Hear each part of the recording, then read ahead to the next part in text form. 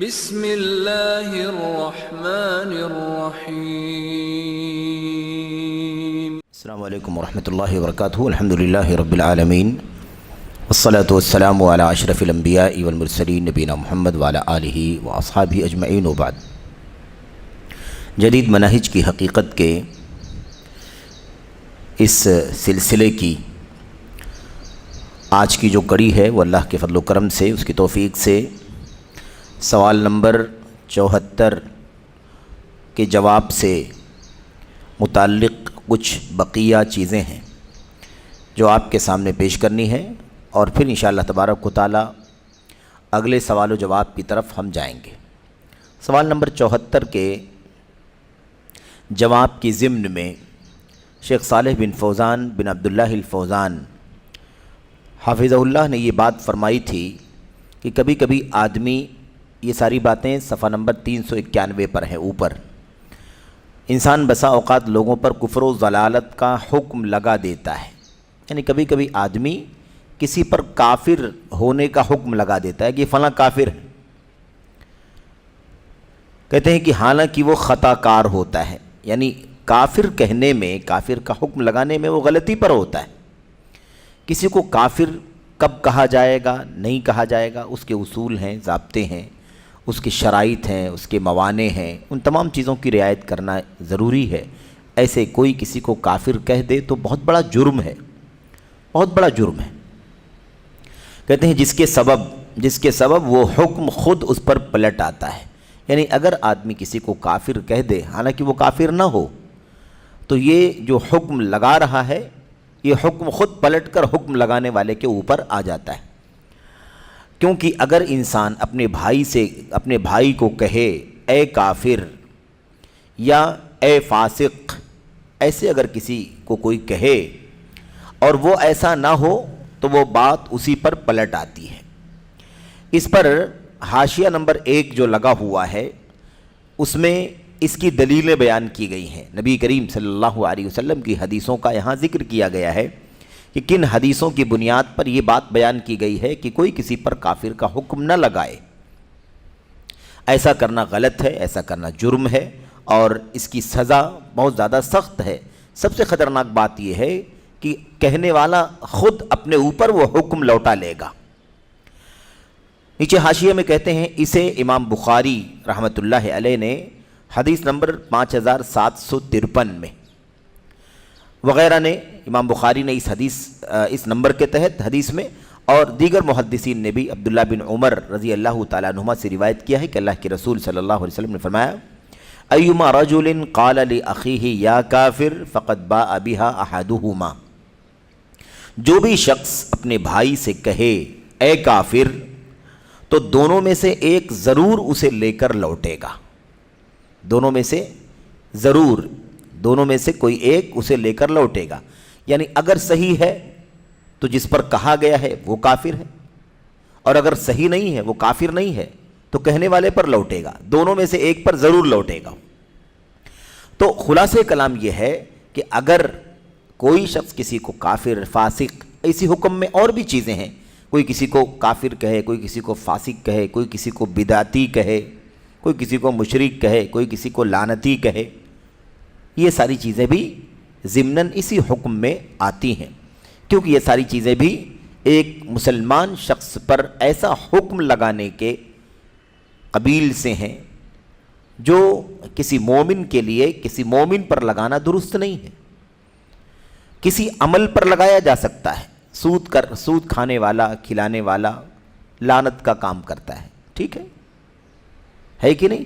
اپنے ماں باپ پر لعنت کرنے والا لعنتی ہے، ایسا کام کرنے والا کافر ہے، ایسا کام کرنے والا فاسق ہے، لیکن کہے کہ تم کافر ہو، تم فاسق ہو، تم مشرک ہو، تم لعنتی ہو، تم بدعتی ہو، تو یہ معین طور پر کسی مومن پر یہ حکم لگانا بالکل بھی درست نہیں ہے جب تک کہ اس کی ساری شرطیں سامنے نہ آ جائیں۔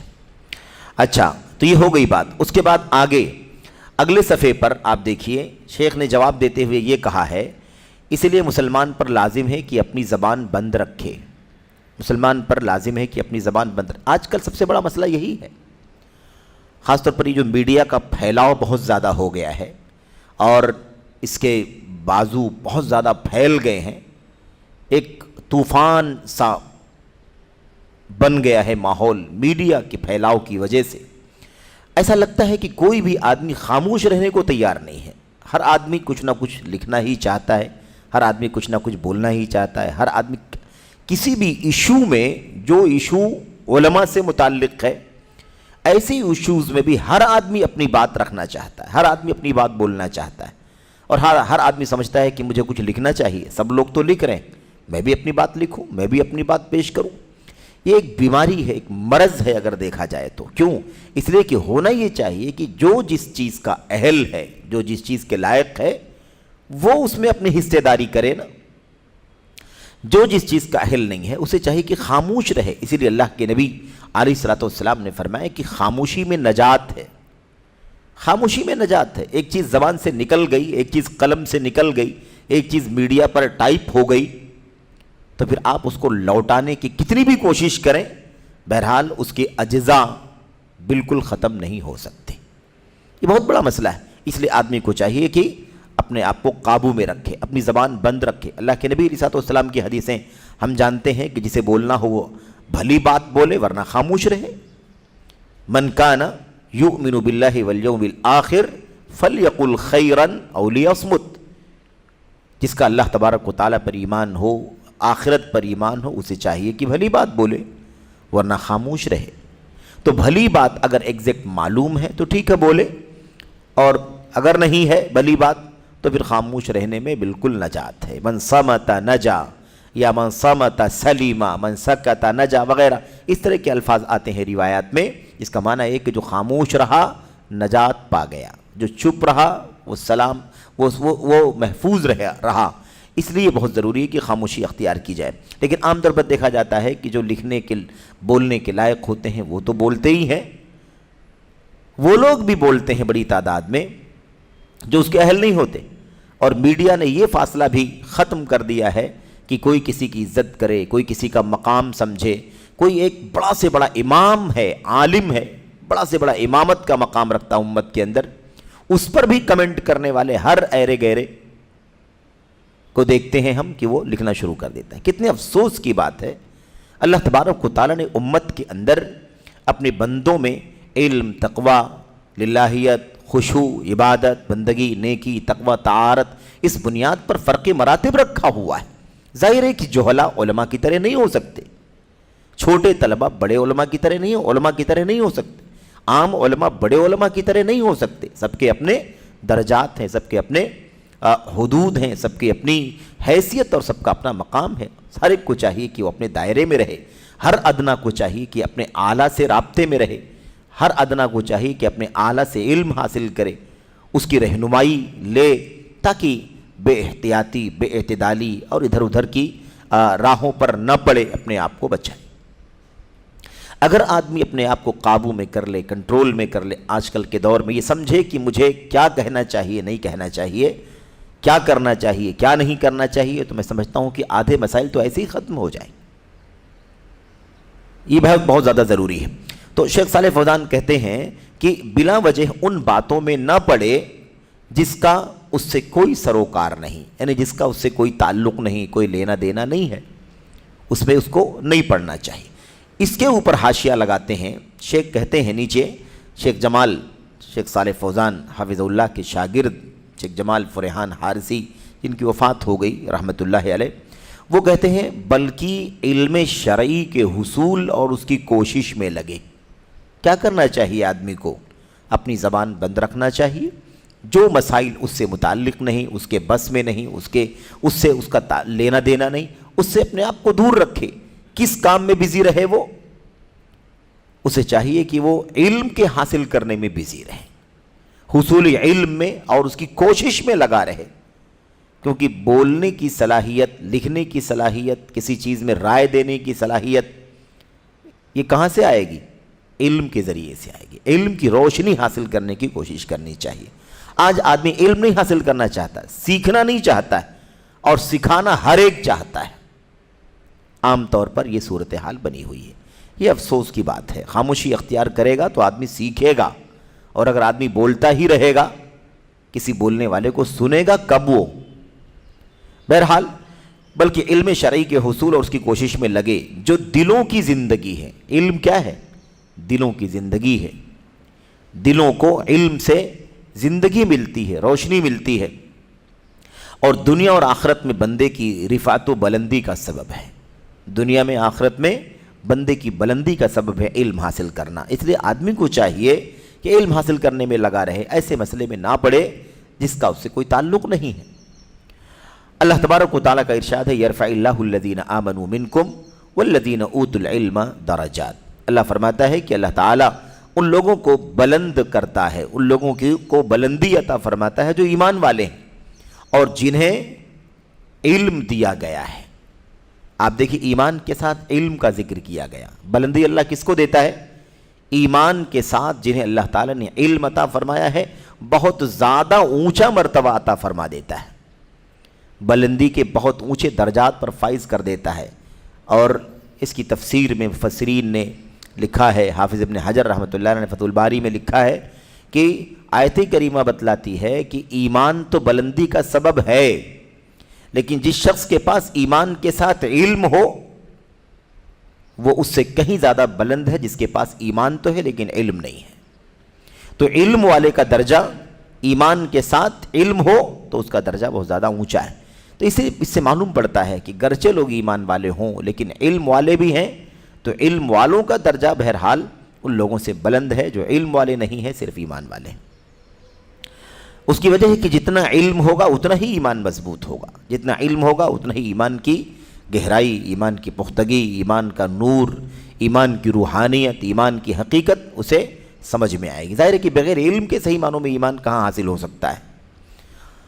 امام مسلم رحمۃ اللہ علیہ نے اپنی صحیح میں ابو ہریرہ رضی اللہ تعالیٰ عنہ سے نقل کیا، جیسا کہ ہم لوگ جانتے ہیں اس حدیث کو، مشہور روایت ہے من سلک طریقا یلتمس فیہ علما سہل اللہ لہ بہ طریقا الی الجنہ.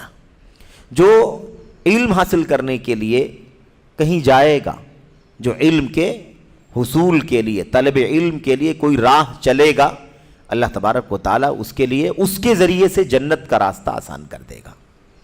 ظاہر ہے کہ اس علم سے مراد دنیا کا علم نہیں ہے، اس سے مراد اللہ کی کتاب کا، نبی کی سنت کا، توحید کا، فقہ کا، احکام شریعت کا، حلال و حرام کا، اور سب سے پہلے بہرحال اللہ تبارک و تعالیٰ کی معرفت کا، اس کے حق عبادت کا علم سب سے پہلے ہے. نبی کریم صلی اللہ علیہ وسلم کی سنت و سیرت جو زندگی کا سب سے بنیادی دستور ہے، جس کے بغیر ہمارے پاس نہ ایمان ہے، نہ اسلام ہے، نہ دین ہے، نہ قرآن ہے، کچھ نہیں. نبی کریم صلی اللہ علیہ وسلم کو اللہ تبارک و تعالیٰ نے اسی لیے اپنی مخلوق پر حجت بنا کر کے بھیجا. تو یہ ہے، اس لیے کرنا کیا چاہیے؟ کرنا یہ چاہیے کہ ہر آدمی علم حاصل کرنے میں اپنا وقت لگائے. علم صاحب علم کو شرعی مخالفتوں، نفس پرستی اور شیطانی راہوں میں پڑنے سے روکتا ہے. میرے بھائیو، علم اگر ہے تو پھر وہ انسان کو قابو میں رکھے گا. علم جو ہے وہ انسان کو قابو میں رکھتا ہے. علم کا جو لفظ ہے نا، اس کے معنی اصل میں نشان کے ہوتے ہیں. نشان سے رہنمائی ہوتی ہے، نشان سے دائیں بائیں کا پتہ چلتا ہے، نشان سے منزل کا پتہ چلتا ہے، نشان سے راستے کی رہنمائی ہوتی ہے، صحیح راستہ غلط راستہ معلوم ہوتا ہے. سمجھ رہے ہیں؟ اسی لیے علم کسی بھی چیز کا جب ہم حاصل کریں گے تو اس سلسلے میں ہمیں رہنمائی ملے گی. اس لیے ہمیں ضروری ہے اس چیز کو سمجھیں. اس لیے کہتے ہیں کہ علم جو ہے وہ علم والوں کو شرعی مخالفتوں سے روکتا ہے، نفس پرستی سے روکتا ہے، شیطانی راہوں میں پڑنے سے روکتا ہے. اس لیے ہمیں چاہیے کہ ہم علم حاصل کرنے کی کوشش کریں. اس لیے علم سے بڑھ کر دنیا میں کوئی چیز نہیں ہے. اور شریعت کا علم اگر کسی انسان کے پاس نہیں ہے تو دنیا کی ساری ڈگریاں ہونے کے باوجود بھی وہ رب ذوالجلال کی نگاہ میں، شریعت کی نگاہ میں جاہل. اس لیے کہ اصل علم تو اپنے رب کو جاننے کی چیز ہے نا. اپنے رب کو، اپنے خالق اور معبود حقیقی کو اگر نہ جانے، اپنے مقصدی زندگی کو نہ جانے، اپنی حقیقت اور اپنی حیثیت کو نہ پہچانے، تو پھر آخر دنیا کی سارے علوم حاصل کرنے کا کیا فائدہ ہے؟ خالق کون ہے، مخلوق کون ہے، عابد کون ہے، معبود کون ہے، یہ سب سے بنیادی علم ہے. تو رب ذوالجلال کی معرفت کا علم، اللہ کی ربوبیت، الوہیت، اسماء و صفات کا علم، یہ سب سے بنیادی علم ہے۔ اور پھر اسی کے ساتھ ساتھ اللہ کے نبی صلی اللہ علیہ وسلم کی نبوت و رسالت اور آپ کے فریضہ منصبی کو سمجھ کر کے اس کے مطابق زندگی گزارنا، یہ علم کی اساس اور بنیاد ہے۔ ابن القاسم رحمۃ اللہ علیہ فرماتے ہیں، یہ امام مالک رحمۃ اللہ علیہ کے شاگرد ہیں، یہ بیان کرتے ہیں سمعت مالکا یقول ان اقواما ابتغوا العبادۃ واضاعوا العلم فخرجوا على امت محمد باسیافهم ولو ابتغوا العلم لحجزهم عن ذلك۔ دیکھیے کتنی بنیادی چیز ہے، علم کتنی بنیادی چیز ہے۔ امام مالک رحمۃ اللہ علیہ بیان کرتے ہیں، کہتے ہیں میں نے امام مالک کو کہتے ہوئے سنا، ان کے شاگرد کہتے ہیں کیا کہا، یقیناً کچھ لوگوں نے عبادت کی چاہت کی اور علم ضائع کر دیا، یعنی عبادت کی تڑپ، عبادت کی فکر بہت کی، فرائض تو فرائض ہیں، کرنا ہی ہے سب کو، فرض نمازیں، فرض روزے، فرض زکوٰۃ، فرض حج، شرائط کے مطابق ہر آدمی کو کرنا ہے، لیکن اس کے بعد نوافل کا، سنن کا، مستحبات کا بہت اہتمام کیا، چاہت کی، یعنی اسی کی تڑپ میں، اسی کی لگن میں لگے رہے، عبادت کی تڑپ، عبادت کی لگن، عبادت کی چاہت میں لگے رہے مستقل، علم کو لیکن ضائع کر دیا انہوں نے، یعنی علم حاصل کرنے میں وقت نہیں لگایا، علم حاصل کرنے کی فکر نہیں کی، اور عبادت کی بڑی تڑپ اور چاہت اور لگن رہی ان کے یہاں۔ کیا کہا، نتیجہ کیا نکلا، فخرجوا علی امت محمد باسیافہم، نتیجہ یہ نکلا کہ تلواریں لے کر کے امت محمد صلی اللہ علیہ وسلم کے خلاف بغاوت کرنے کے لیے اٹھ گئے، خوارج کے راستے پر چل پڑے۔ بھئی عبادت کی بات تو خود نبی کریم صلی اللہ علیہ وسلم نے ذکر کی ہے نا، حیرانی کی بات ہے، زبان نبوت ہے نا جو وحی کے راستے سے چلتی ہے۔ اللہ کے نبی علیہ السلام نے اسی وقت فرمایا تھا کہ ان کی نمازیں، ان کے روزے، ان کی تلاوتیں اتنی زیادہ مطلب خشوع خضوع للہیت اور اتنا زیادہ ہوں گی کہ تم تو اپنی نماز، روزے، تلاوت کو اگر دیکھو گے اور موازنہ کرو گے تم کو لگے گا کہ تمہاری نماز کیا ہے، تمہارے روزے کیا ہیں، تمہاری تلاوت کیا ہے، کچھ بھی نہیں ان کی نماز، روزے اور تلاوت کے سامنے۔ تو عبادت تو بھرپور رہے گی ان کے یہاں، چہروں پر نیند کے آثار، رات جاگ جاگ کر کے نوافل پڑھتے رہے، پیشانی پر سجدوں کے نشانات، ہاتھ پیر پر ویسے گھٹے پڑے ہوں گے جیسے اونٹ کے ہاتھ پیر پر گھٹے پڑ جاتے ہیں، یہ حالت ہوگی ان کی، لیکن کام کیا کریں گے، بغاوت کا، ولی امر کی جان لینے کو جائز سمجھیں گے، قتل کرنے کو جائز سمجھیں گے، ان کا خون بہانے کو جائز سمجھیں گے، ان کے خلاف امت کو اکسانے کی بات کریں گے، یہ صورتحال پیدا ہوگی۔ خلاصہ کلام کیا ہے، خلاصہ کلام یہ ہے کہ امت محمد صلی اللہ علیہ وسلم کے خلاف ان لوگوں نے کیا کیا، بغاوت کی، امت محمد کے خلاف بغاوت کی۔ وجہ کیا تھی، عبادت کی فکر میں لگے رہے، عبادت خوب کیا لیکن علم سے بے بہرا رہے، علم ضائع کر دیا۔ ابھی آگے مزید باتیں آ رہی ہیں، اہم باتیں، بہت بنیادی باتیں، جسے سمجھ میں بات آئے گی کہ نفلی عبادات، اور یاد رکھیں کہ اس سے مراد فرض عبادات نہیں ہے، نفلی عبادات ہی ہیں، فرض عبادات سے تو کوئی چھٹکارا نہیں ہے، یاد رہے، کوئی چھٹکارا نہیں، سوائے شرعی عذر کے کوئی چھٹکارا نہیں۔ لیکن ایک آدمی کہے چلو موقع ہے، 2 رکعت، 4 رکعت، 6 رکعت، 8 رکعت نفل پڑھ لیتے ہیں، ثواب ملے گا، چلو بیٹھتے ہیں آدھا گھنٹہ تسبیحات کرتے ہیں، اجر ملے گا، ثواب ملے گا، یہ ہو سکتا ہے، ایسا لوگ کرتے ہیں۔ بات یہ چل رہی ہے کہ ایک آدمی کا 1 گھنٹے 2 گھنٹے نوافل پڑھنا، کسی آدمی کا گھنٹے 2 گھنٹے قرآن کریم کی تلاوت کرنا نفل کے اعتبار سے، کسی آدمی کا میرے بھائیوں کیا کرنا، تسبیحات، اذکار، سبحان اللہ، الحمدللہ، لا الہ الا اللہ کرنا، اس میں کوئی شک نہیں کہ اجر، ثواب اور نیکی کا کام ہے، لیکن علم کے مقابلے میں ظاہر ہے کہ اس کا درجہ وہ نہیں ہے جو علم کا درجہ ہے۔ اس لیے کیا کہا، کہتے ہیں کہ اگر ان لوگوں نے یہی کام کیا، علم چھوڑ دیا، علم ضائع کر دیا اور عبادت میں لگ گئے. نتیجہ یہ نکلا کہ امت محمد کے خلاف بغاوت کا جھنڈا اٹھا لیا، حکم لگانے لگے، یہ ایسا کام کرتے ہیں اس لیے ان کے خلاف یہ کارروائی، یہ ایسا کرتے ہیں ان کے خلاف یہ کارروائی، یہ گناہ کرتے ہیں ان کے خلاف یہ کارروائی. جھنڈا اٹھا لیا، جان مال عزت و آبرو کو حلال کر دیا، خوارج کے راستے پر چل پڑے. کیا کہا اس کے آگے؟ کہتے ہیں وَلَوْ ابْتَغَوْا الْعِلْمَ لَحَجَزَهُمْ عَنْ ذَلِكَ. حالانکہ اگر ان لوگوں نے نوافل پڑھنے کے بجائے، نوافل کی جستجو کرنے اور اس کی تڑپ اور لگن کے بجائے اگر انہوں نے علم کی چاہت کی ہوتی، علم کی لگن ان کے پاس ہوتی اور علم کا شوق ہوتا، علم حاصل کرتے، لَحَجَزَهُمْ عَنْ ذَلِكَ، تو وہ علم ان کو اس بغاوت کے جھنڈے سے، جھنڈا اٹھانے سے روکتا. انہیں کسی کی جان، کسی کے مال، کسی کی آبرو کو حلال سمجھنے سے یہ علم روکتا، کیونکہ علم روشنی ہے، علم بتاتا کیا کرنا چاہیے، کیا نہیں کرنا چاہیے، کب کرنا چاہیے، کب جھنڈا اٹھایا جا سکتا ہے بغاوت کا.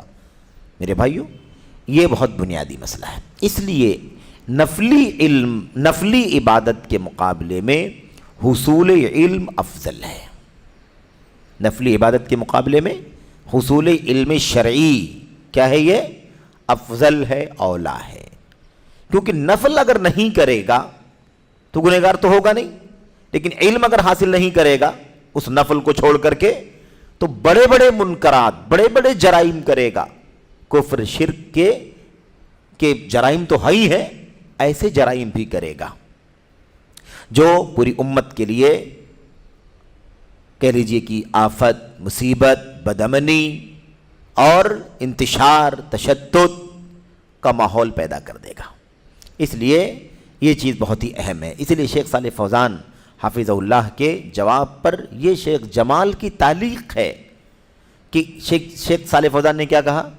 جس چیز سے اس کا کوئی تعلق نہیں ہے اسے اس میں نہیں پڑھنا چاہیے.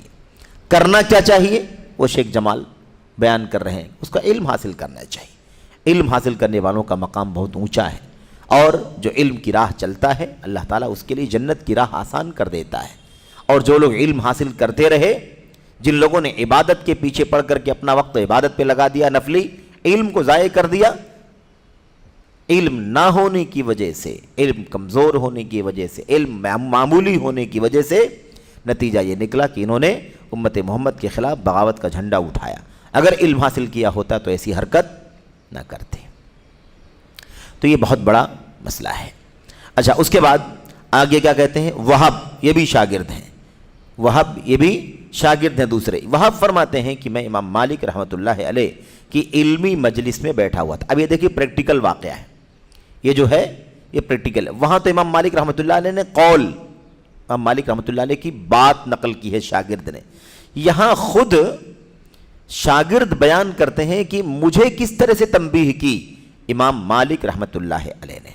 یہی وہ آثار ہیں امت کے، اور بھی ہے نا صحابہ تابعین وغیرہ کے آثار اقبال، جس سے یہ بات طے ہوئی ہے کہ نفلی عبادت بہرحال علم کے مقابلے میں کم درجہ رکھتی ہے. فرائض سے تو کوئی چھٹکارا نہیں ہے، لیکن علم کا مقام نفلی عبادات سے بڑھ کر ہے.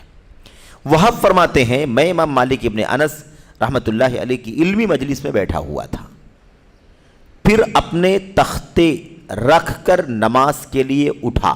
تختے اس زمانے میں جو تخت ہوا کرتا تھا، لوہا لے کر کے لوگ لکھتے، تختیاں. تو کہا کہ میں نے اپنے تختے رکھ کر نماز کے لیے اٹھا. حلقے درس میں بیٹھے ہوئے تھے، امام مالک رحمۃ اللہ علیہ حدیثیں بیان کر رہے ہیں، اللہ کے نبی کی مسائل بیان کر رہے ہیں، مذاکرہ چل رہا ہے، تختیوں پر لکھی جا رہی ہیں باتیں. اسی دوران لکھ کر کے لکھتے لکھتے انہوں نے تختیاں اٹھائیں اور کنارے رکھ دی، اور اس کے بعد اٹھے کہ چلیں اب ذرا 2-4 رکعت نفل پڑھ لیتے ہیں. یہ واقعہ پیش آیا.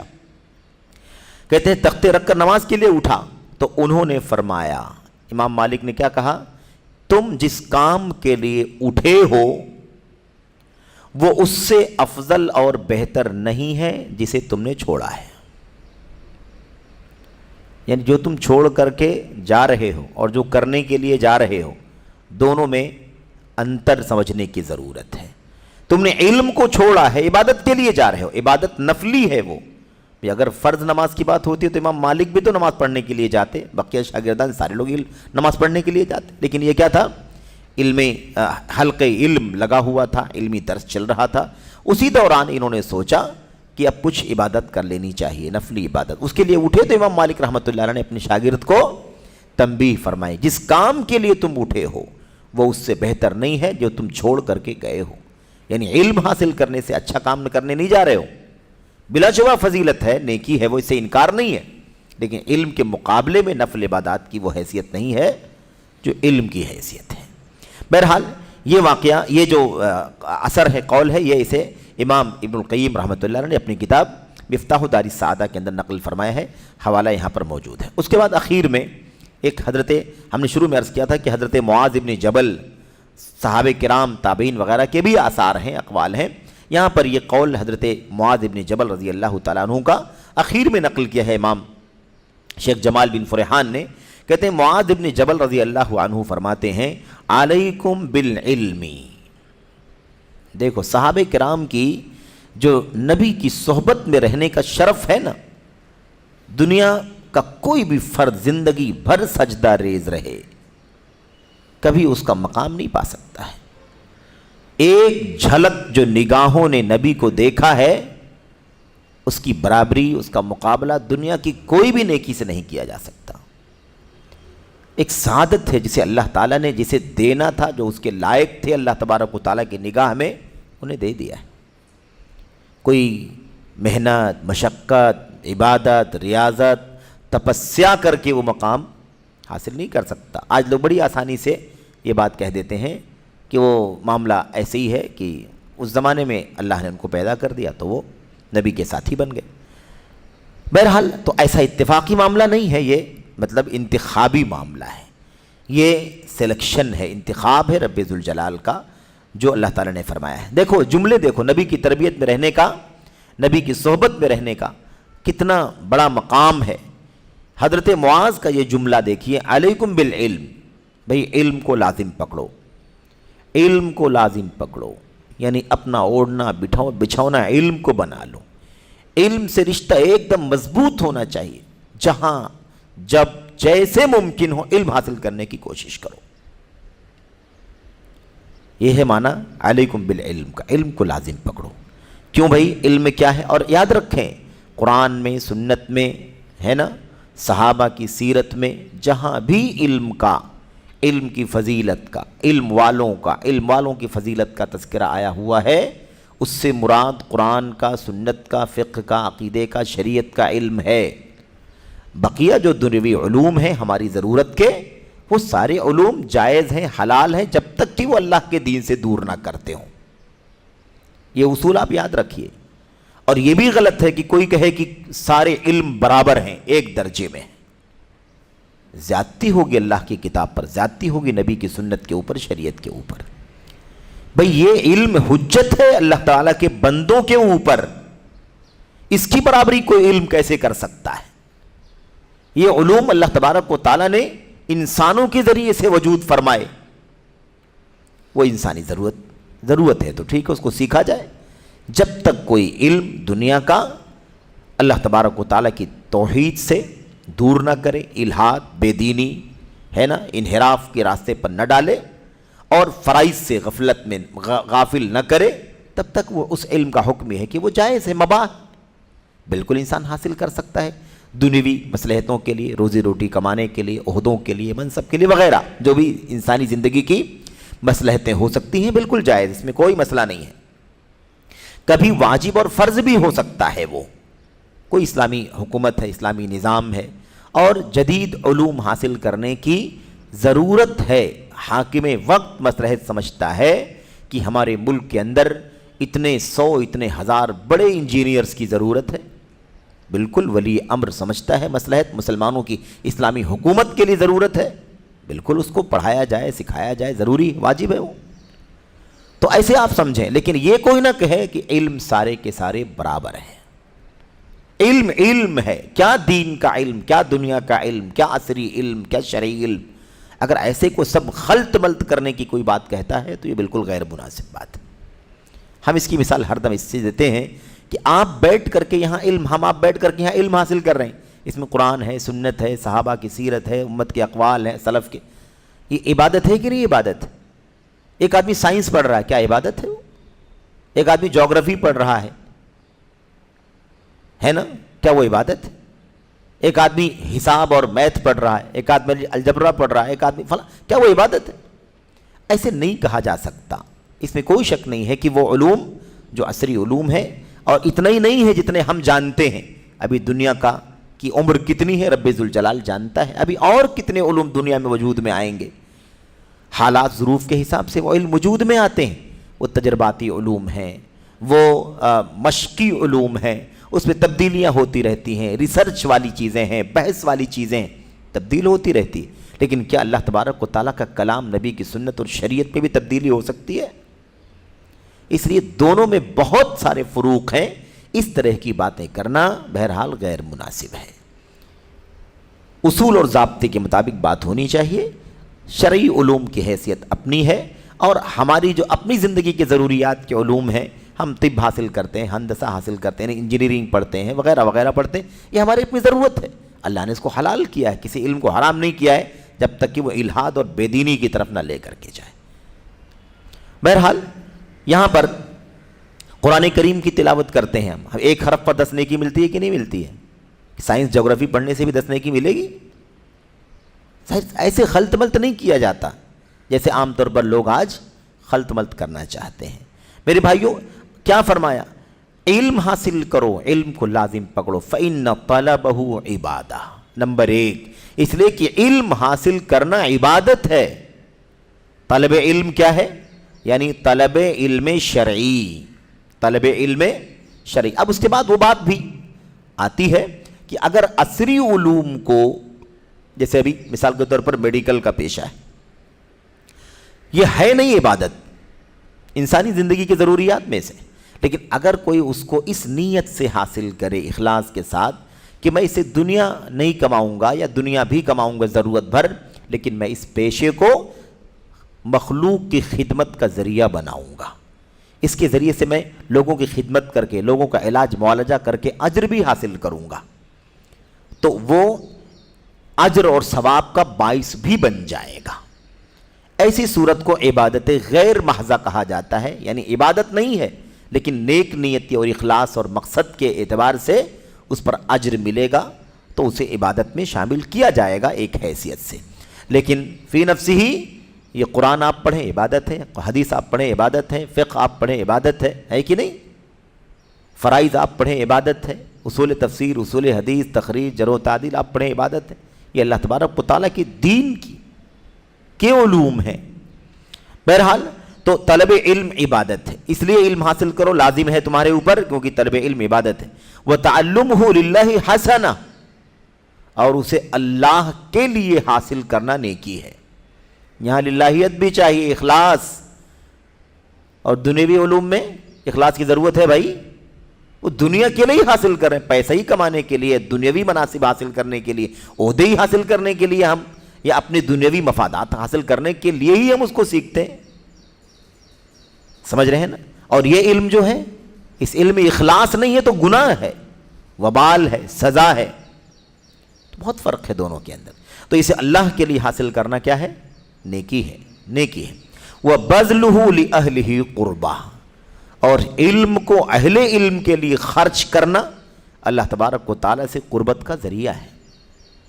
علم کو اہل علم کے لیے خرچ کرنا کیا ہے؟ یہ اللہ تعالیٰ سے قربت کا ذریعہ ہے، اور اسے ایسے لوگوں کو سکھانا جو علم والے نہیں ہیں، جن کے پاس علم نہیں ہے، ان لوگوں کو یہ علم سکھانا، یہ کیا ہے؟ صدقہ، صدقہ ہے۔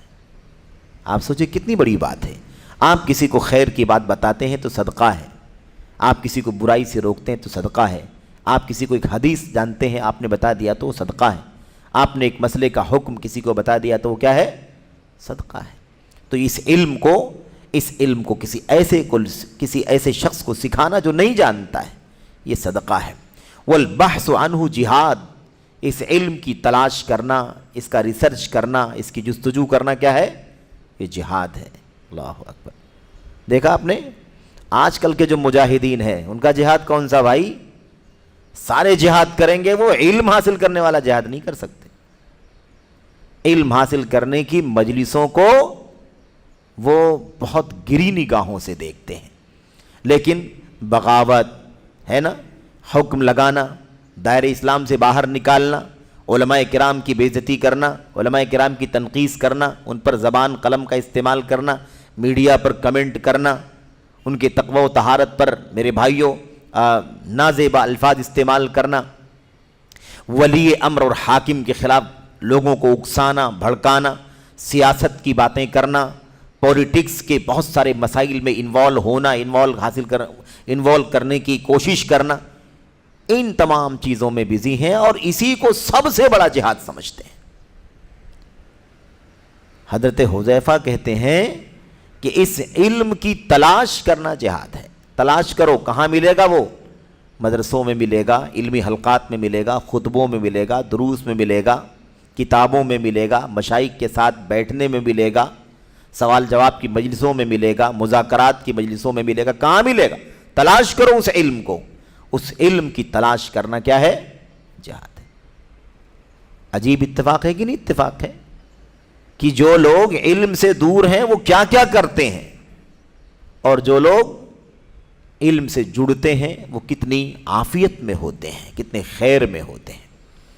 تو جو علم حاصل کرے گا عبادت کرے گا، جو سیکھے گا وہ نیکی کرے گا، جو اہل علم کے لیے خرچ کرے گا وہ اللہ سے قربت کا کام کرے گا، جو جاہلوں کو لا علموں کو سکھائے گا وہ صدقہ کرے گا، جو اس کی تلاش اور جستجو کرے گا وہ جہاد کرے گا۔ وہ مذاکرتہ تسبیح، اور اس کا مذاکرہ یعنی کیا کرنا؟ ساتھ میں بیٹھ کر کے سیکھنا سکھانا، پوچھنا بتانا، یہ کیا ہے؟ تسبیح ہے، اللہ تبارک و تعالیٰ کی تسبیح۔ یہ ہے حضرت حذیفہ رضی اللہ تعالیٰ عنہ کا قول، کتنا عظیم الشان ہے۔ اسے امام ابن تیمیہ رحمۃ اللہ علیہ نے مجموعہ فتاویٰ کے اندر بھی نقل کیا ہے، اور دہلوی نے بھی اپنی کتاب کے اندر اسے نقل کیا ہے۔ بہرحال خلاصہ کلام یہ ہے کہ علم حاصل کرنے کا مقام بہت زیادہ اونچا ہے، اور اس سلسلے میں جو بہت زیادہ بے احتیاطیاں پائی جاتی ہیں اسی کا نتیجہ ہے کہ آدمی علم سے دور ہے تو ہر طرح کا انحراف، ہر طرح کا فساد، ہر طرح کا بگاڑ اس کی زندگی میں بھرا ہوا ہے۔ میرے بھائیوں، جب تک امت کے لوگ علم سے، علماء سے جڑے رہے تب تک ان کے یہاں ہر طرح کا خیر رہا، اور جب امت کے لوگوں نے علم سے رشتہ کاٹا، علماء سے رشتہ کاٹا، بلکہ یہی نہیں بلکہ علماء علم سے نفرت کا ماحول پیدا ہوا، علماء سے دوری کا ماحول پیدا ہوا، عوام اور علماء کے درمیان ایک خلیج حائل کرنے کی کوشش کی گئی، دنیا کی سیاستوں کے نام پر، دنیا کے دیگر مسائل کے نام پر۔ تب سے اس امت کے اندر انتشار، فتنہ، فریب سب ہوا۔ آپ اس نقطے کو دنیا کے سارے فتنوں کی جڑ کے اعتبار سے تلاش کریں گے تو پا جائیں گے۔ علم سے دوری، علماء سے دوری کا نتیجہ ہے۔ خوارج علم سے دوری کے نتیجے میں، روافض علم سے دوری کے نتیجے میں، صوفیت علم سے دوری کے نتیجے میں، ہے کہ نہیں؟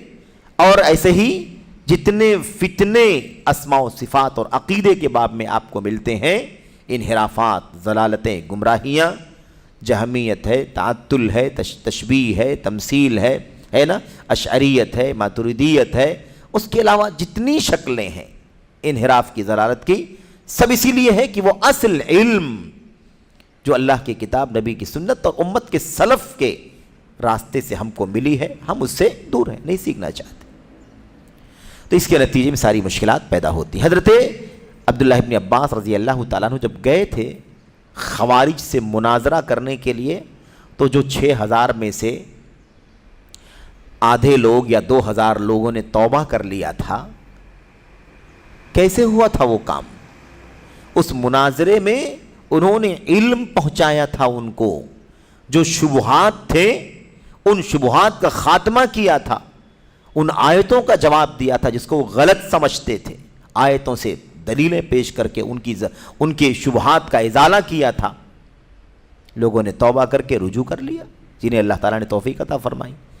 اور جن کی دل کو، جن کے سینے کو اللہ تبارک و تعالیٰ نے علم کی روشنی سے منور نہیں کیا، وہ اپنی خارجیت کی راہ پر اڑے رہے، ڈٹے رہے، یہاں تک کہ بہرحال وہ نہروان میں مارے گئے۔ خلاصہ کلام یہ ہے کہ علم بہت زیادہ بنیادی چیز ہے۔ ہمارا کام، عوام کا کام، طلباء کا کام، مبتدیوں کا خاص طور پر اور تمام طلباء کا، حتیٰ کہ ہم طلباء کا، ہمارے سے جو بڑے علماء ہیں، طلباء ہیں، ہر ایک کا اپنی اپنی حیثیت سے سب سے بڑا کام یہی ہونا چاہیے کہ وہ علم میں مزید کی طرف جائیں، علم میں مزید کی طرف، علم میں پختگی کی طرف، علم میں گہرائی کی طرف جائیں، سب سے بڑی ذمہ داری۔ تو بتائیے کہ جن کا اب وہ عوام یا وہ نوجوان جن کے پاس علم نہیں ہے، اگر وہ علم سے نہیں جڑیں گے، ادھر ادھر کی چیزوں میں مشغول ہو جائیں گے، چاہے ان کو کتنا بھی نیکی کا راستہ بتا دیا جائے، عبادات کریں، تسبیحات کریں، ہے نا، اذکار کریں، دعائیں پڑھیں، قرآن کی تلاوت کریں، میرے بھائیوں نوافل روزے رکھیں، نوافل نمازیں پڑھیں، سب چیز پر لگا دیا جائے انہیں، لیکن اگر ان کو سچے خالص علم سے اور علماء سے دور رکھا جائے تو کبھی بھی ضلالت کا خاتمہ نہیں ہو سکتا ہے، کبھی بھی انحراف کا خاتمہ نہیں ہو سکتا ہے۔ یہ بہت زیادہ ضروری ہے۔ قرآن کریم کی آیتوں سے لے کر کے حدیثوں میں امت کے صحابہ، تابعین، تبع تابعین کے اقوال میں، ان کی سیرت میں اور ان کے نقش قدم پر چلنے والے بعد کے علماء اور ائمہ کی سیرت میں ہمیں ایک چیز مشترک ملتی، علم کی بڑی فضیلت، بڑی برتری، بڑی ترغیب ہر جگہ کیوں بیان کی گئی ہے پوری شریعت کے اندر؟ اسی لیے کیونکہ علم یہی انسان کے لیے روشنی ہے، اسی سے آدمی اپنے آپ کو ہر طرح کے انحرافوں سے، ہر طرح کے انحرافات سے اور ہر طرح کی ضلالتوں سے بچا سکتا ہے۔ اچھا، اس کے بعد اگلے والے صفحے پر 394 نمبر پر ایک حاشیہ، آخری حاشیہ یہ ہے، اس کے بعد انشاءاللہ تبارک تعالیٰ اگلا سوال اور اس کا جواب شروع ہوگا۔ یہاں دیکھیے اخیر میں 394 نمبر صفحے پر جواب کے اخیر میں شیخ صالح فوزان نے جو بات کہی ہے اس میں یہ ہے کہ نبی کریم صلی اللہ علیہ وسلم کی پیشین گوئی کا مصداق ہے کیا؟ لوگ جاہلوں کو سردار بنا لیں گے، لوگ جاہلوں کو سردار بنا لیں گے۔ ایسا ہو سکتا ہے کہ لمبی لمبی ڈگریاں ہوں، لمبی لمبی شہادات ہوں، سرٹیفکیٹس ہوں، لیکن جب آدمی اصولوں کو صحیح معنوں میں نہ سمجھے، ہے نا، خالص عقیدے کو نہ سمجھے، خالص منہج کو نہ سمجھے، تو پھر اس کا مطلب یہ ہے کہ وہ امت کو جو بھی گائیڈ کرے گا گمراہی کے راستے پر ڈالے گا۔ اسی لیے اس نقطے کو سمجھیں۔ شیخ صالح فوزان نے بڑی دردمندی سے بات کہی ہے۔ آپ دیکھیں پیراگراف، اللہ کی قسم آج صورتحال یہی ہے، اس وقت جاہل سرداران احکام شریعت کی باتیں کر رہے ہیں، لوگوں کی رہنمائی کر رہے ہیں، لیکچرز اور خطبے دے رہے ہیں، جبکہ ان کے پاس کچھ بھی علم و فقہ نہیں ہے۔ ان کا کام اضطراب اور بدامنی پھیلانا، لوگوں کو اکسانا، برانگیختہ کرنا یعنی بھڑکانا، فلاں نے ایسا کہا اور فلاں نے ایسا کہا، لوگوں کو محض قیل و قال اور بکواس میں لگا رکھا ہے۔ یہ منظرنامہ اللہ کے نبی کی پیشین گوئی کا مصداق ہے کہ لوگ جاہلوں کو سردار بنا لیں گے۔ اس پر حاشیہ لگا کر کے شیخ جمال نیچے کہتے ہیں نمبر 1 میں، ایسے ہی لوگوں میں سے ایک شخص عائز بن عبداللہ قرنی، سعودی عرب کے، ہے نا، ایک عالم ہے، یہ ایک شخصیت ہے سعودی عرب کی، کافی مقبول ہیں وہ اپنے حلقوں میں۔ ایسے ہی لوگوں میں سے ایک شخص عائز بن عبداللہ القرنی، جس نے سنت میں ڈاکٹریٹ کی ڈگری لے رکھی ہے۔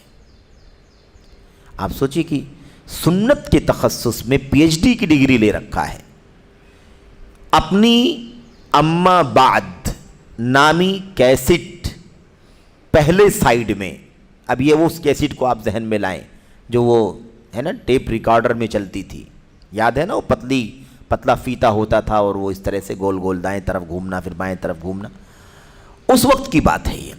تو اس کیسٹ میں کہتے ہیں کہ اس کی پہلے سائیڈ میں، پہلی سمت میں انہوں نے یہ بات کہی ہے، کیا کہی ہے؟ میں کہاں سے شروع کروں؟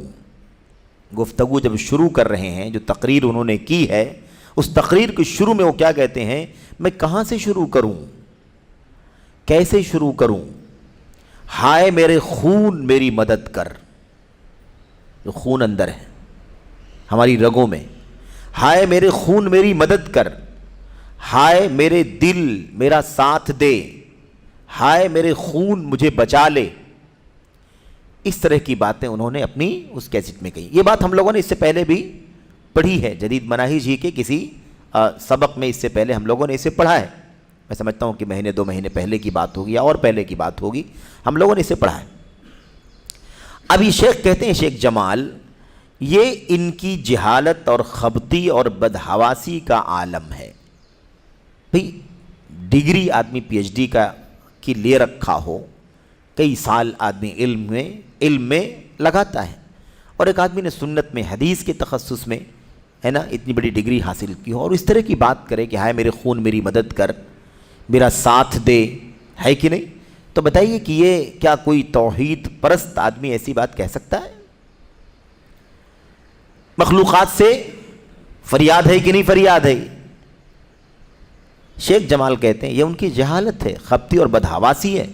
ورنہ اگر آپ سرزمین حرمین شریفین میں ہمارے مدارس کے ابتدائیہ کے طالب علم سے، ابتدائیہ ہے نا پرائمری، اگر پرائمری کے طالب علم سے پوچھیں گے کہ تم کس سے مانگتے ہو، کس سے دعائیں کرتے ہو، اور مشکلات، بحرانی مصائب اور دشوار گزار حالات وغیرہ میں کس سے مدد چاہتے ہو اور کس سے بچاؤ کی فریاد کرتے ہو، تو وہ بچہ بھی کہے گا اللہ تبارک و تعالیٰ سے. یعنی ایک چھوٹا سا بچہ بھی پرائمری کا جانتا ہے کہ مدد کس سے مانگنی ہے؟ اللہ تبارک و تعالیٰ سے. یا غلام انی اعلمک کلمات احفظ اللہ یحفظک احفظ اللہ تجدہ تجاہک اذا استعنت فاستعن باللہ واذا سألت فاسأل اللہ وغیرہ. تو ظاہر سی بات ہے کہ مملکت سعودی عرب جیسے ملک کے اندر آپ سوچیں کہ جہاں توحید بالکل ہے نا، بالکل آغاز سے ہی، بچپن سے ہی، ایک دم شروعات سے آپ یوں سمجھیں کہ رگ و ریشے میں توحید، فضاؤں میں توحید، صبح و شام توحید، اوڑھنا بچھونا توحید، سفر حضر توحید. وہاں ایک بچہ بھی اس چیز کو سمجھتا ہے کہ مدد اللہ سے مانگنی ہے. لیکن آپ سوچیے کہ آدمی یہ بات کہتا ہے، ظاہر سی بات ہے کہیں نہ کہیں انحراف ہے کہ نہیں انحراف ہے، کہیں نہ کہیں فساد ہے کہ نہیں عقیدے کا منہج کا. اس لیے آدمی اس طرح کی باتیں کہتا ہے.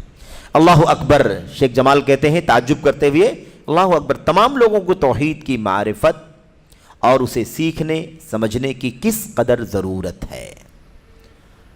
اب آپ سوچئے، یہ پریکٹیکل ہے نا. یہ آج لوگ کہتے ہیں کہ بہت بڑی شخصیت ہے اور آپ لوگ زبان کھولتے ہیں اس کے بارے میں، بہت اونچا مقام ہے، بڑی خدمات ہیں، بڑے کارنامے ہیں، بڑے لٹریچر ہیں ان کے، بہت کچھ لکھا ہے امت میں، ان کی بڑی بڑی کوششیں ہیں، بڑی کاوشیں ہیں، بڑے خون پسینے انہوں نے امت کی خدمت کے لیے، امت کی رہنمائی کرنے کے لیے بڑی خدمات خرچ کی ہیں، صرف کی ہیں. اس لیے آپ لوگ ان کے بارے میں تبصرہ کیوں کرتے ہیں، کمنٹ کیوں کرتے ہیں؟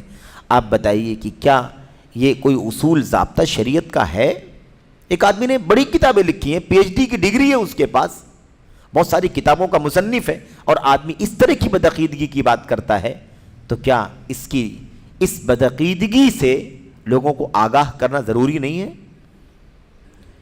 بہت بنیادی مسئلہ ہے. کہتے ہیں تمام لوگوں کو توحید کی معرفت اور سیکھنے سمجھنے کی کس قدر ضرورت ہے. کوئی ضروری نہیں ہے میرے بھائیوں کہ کسی کی ڈگری بہت زیادہ اونچی ہے، کسی کا کارنامہ بہت زیادہ لمبا ہے، کسی کے پاس لٹریچر بھی بہت زیادہ ہے، تو کوئی ضروری ہے کہ اس کو توحید کی معرفت بھی ہو صحیح معنوں میں. توحید کی معرفت کے لیے توحید کی معرفت کی راہ پر چلنا ہوگا، توحید کی کتابیں پڑھنی ہوگی، توحید کے علماء کے سامنے میرے بھائیوں اپنے گھٹنے موڑ کر کے بیٹھنے ہوں گے، شاگردی اختیار کرنی ہوگی، تب جا کر کے توحید کا علم آئے گا. توحید کا علم ایسے نہیں ہے جیسے لوگ کہتے ہیں کہ 5 سے 10 منٹ میں توحید کو سیکھا جا سکتا ہے. آئے گی بات، اس سے پہلے آئی بھی ہے آپ کے سامنے، اور اس کا تذکرہ آگے آئے گا. خلاصے کلام کیا ہے؟ کیا کہا؟ کس قدر اس کے معرفت حاصل کرنے، اسے سیکھنے سکھانے کی ضرورت ہے. اور کہتے ہیں اور اس قسم کے لوگوں میں تو اس کی ضرورت اور بھی شدید ہے جنہوں نے اپنے آپ کو رہنما، مربی اور دائی بنا رکھا ہے. ایک آدمی سوچے کہ میں رہنمائی کروں، لوگوں کو گائیڈ کروں، لوگوں کا دائی بنوں، لوگوں کے سامنے تقریریں کروں، اس کی کتنی بڑی ذمہ داری ہے کہ سب سے پہلے وہ توحید کی معرفت اور توحید کا علم حاصل کرے. لیکن یہ بھی عجیب معاملہ ہے کہ جو التصدر قبل التأہل، جو اہل ہونے سے پہلے، لیاقت ہونے سے پہلے، لائق ہونے سے پہلے آگے آ جاتا ہے، پھر علم اس کے نزدیک بہت حقیر بن جاتا ہے، پھر علم نہیں اسے حاصل کرنا چاہتا۔ جس نے اسٹیج پکڑا، جس نے مائک پکڑا، جس نے میرے بھائیوں ڈائز پکڑ لیا، جس نے ممبر پکڑ لیا، جو لوگوں کے درمیان بحیثیت دائی اپنے آپ کو میرے متعارف کروا چکا ہے، پھر وہ طالب علمی اختیار کرنے کے لیے راضی نہیں ہوتا، پھر وہ علم حاصل کرنے کے لیے راضی نہیں ہوتا، پھر وہ علم کو میرے بھائیوں بہت حقارت کی نظروں سے دیکھتا ہے، پھر وہ اپنی توہین سمجھتا ہے کہ میں علم حاصل کروں، میں تو اتنا بڑا دائی ہوں، میں علم حاصل کرنے کے لیے بیٹھوں، میں شاگردی اختیار کروں، میں تو اتنا زیادہ لوگوں میں پاپولر ہوں، اتنا زیادہ لوگوں میں میری شہرت ہے، پذیرائی ہے، میرے لیے بے عزتی کی بات ہے میرے بھائیوں، میری توہین ہے کہ میں علم حاصل کرنے کے لیے کسی کے پاس بیٹھوں۔ جب میں سکھانے والا بن چکا ہوں تو سیکھنے کا کام کیسے کر سکتا ہوں؟ یہ صورتحال ہے عام طور پر۔ تو التصدر قبل التأہل، اہلیت سے پہلے براجمانی، آگے آنا، یہ سب سے زیادہ خطرناک ہے، اور یہ قرب قیامت کی نشانیوں میں سے ہے۔ اللہ کے نبی علیہ السلام نے فرمایا تھا نا، آپ نے فرمایا تھا کہ جب نااہل براجمانی کرنے لگیں، جب نااہلوں نے قیادت، جب نااہل اپنے ہاتھوں میں قیادت لے لیں، نااہلوں کو قائد بنا لیا جائے، تو پھر قیامت کا انتظار کرو۔ اس لیے یہ بڑا خطرناک مسئلہ ہے۔ بہرحال آگے کہتے ہیں، ظاہر سی بات ہے، اچھا اب جو دائی ہے، جو اپنے آپ کو سمجھتا ہے کہ میں بتا رہا ہوں، لوگوں کو گائیڈ کرتا ہوں، اس کے لیے تو اور بھی بہت زیادہ ضروری ہے کہ وہ عقیدے کا ٹھوس علم حاصل کرے، منہج کا ٹھوس علم حاصل کرے، اور ہر طرح کی معلومات سے لیس ہو۔ یہ اور زیادہ ضروری ہے، ہر آدمی کے لیے ضروری ہے، ایسے لوگوں کے لیے اور زیادہ ضروری ہے۔ کہتے ہیں لیکن مشکل یہ ہے کہ انہیں لوگوں کو توحید سکھانے کی فکر کیسے ہوگی، انہیں لوگوں کو توحید سکھانے کی فکر کیسے ہوگی جبکہ ان کی باتیں اور ان کی تقریریں خود توحید کی شان گھٹاتی ہیں۔ بھئی جب ان کا یہ حال ہے کہ وہ اپنی تقریر میں اگر خود کہتا ہے کہ میرے خون مجھے بچا لے، ہائے میرے خون مجھے، میری حفاظت کر اور میری مدد کر، میرا ساتھ دے، جب آدمی خود توحید کو گھٹا رہا ہے، توحید کی شان کو گھٹا رہا ہے، اسے شعور نہیں ہے کہ توحید کیا ہے، تو بھلا وہ توحید کی تعلیم دوسروں کو کیسے دے سکتا ہے، کیسے سکھا سکتا ہے؟ کہتے ہیں اور اسے حقیر اور معمولی ثابت کرتا ہے، توحید کو، علم کو، اور خاص طور پر توحید کو معمولی ثابت کرتا ہے، تو اور اس کی تقریریں توحید کی شان گھٹاتی ہیں اور اسے حقیر اور معمولی ثابت کرتی ہیں، اور اس کے بالمقابل، یعنی علم کے بالمقابل، خاص طور پر علم توحید کے بالمقابل، وہ لوگوں میں سیاسی امور پر ترکیز کرتے ہیں۔ کن مسائل کا خاص طور پر دھیان دیتے ہیں؟ وہ سیاسی مسائل، حکومتوں کے مسائل، سمجھ رہے ہیں، ہار جیت کے مسائل، حکمرانوں کی کوتاہیوں کے مسائل، حکمرانوں کے گناہوں کے مسائل، حکمرانوں سے ہونے والی غلطیوں اور لغزشوں کے مسائل، ان کے بارے میں لوگوں کو اکسانا، بھڑکانا، رائے کو پربت بنا کر کے ان کے خلاف بغاوت کا جھنڈا اٹھانے کی کوشش کرنا، اس طرح کے مسائل پر ان کی پوری ترکیز ہوتی ہے۔ تو پھر توحید کے لیے فرصت کہاں سے ملے گی؟ توحید کی دعوت وہ کہاں سے دیں گے؟ توحید کا علم وہ کہاں سے حاصل کریں گے؟ کہتے ہیں جیسا کہ صفحہ نمبر 242 حاشیہ نمبر 1 میں توحید کی توہین کرنے والے ایک شخص کا ذکر گزر چکا ہے۔ آپ یاد کریں تو یہ چیز آپ کے سامنے آ سکتی ہے۔ صفحہ نمبر 242 پلٹ کر کے بھی دیکھ سکتے ہیں، اسی ایڈیشن کا، نئے والے ایڈیشن کا یہ حوالہ ہے۔ تو اس میں بھی اس مسئلے پر گفتگو کی جا چکی ہے۔ سعودی عرب ہی کے ایک صاحب کا تذکرہ، ایک عالم کا تذکرہ، سلمان بن فہد العودہ کا، کہ انہوں نے توحید کے علم کی اہمیت کو اتنا گھٹا دیا ہے، وہ کہتے ہیں توحید کوئی ایسا بڑا مسئلہ تھوڑی نہ ہے جس کے لیے کوئی لمبا چوڑا پڑھنے لکھنے کی ضرورت۔ توحید تو 10-15 منٹ کی چیز ہے، اسے سیکھا جا سکتا ہے، سکھایا جا سکتا ہے۔ اتنا ہی آسان تھا تو 10-10 سال، 20-20 سال، 30-30، 40-40 سال بھی لوگ توحید نہیں سیکھ سکے، بلکہ قوم نوح کو اگر آپ سمجھ لیں تو کسی اور مثال کی ضرورت نہیں ہے۔ 950 سال تک توحید کی دعوت دیتے رہے اور لوگ توحید نہیں سمجھ سکے. تو اس لیے یہ بات بہت ہی پست انداز کی بات ہے کہ کوئی توحید کے مقام کو گھٹائے, توحید کے علم کی اہمیت کو گھٹائے, یہ افسوس کی بات ہے.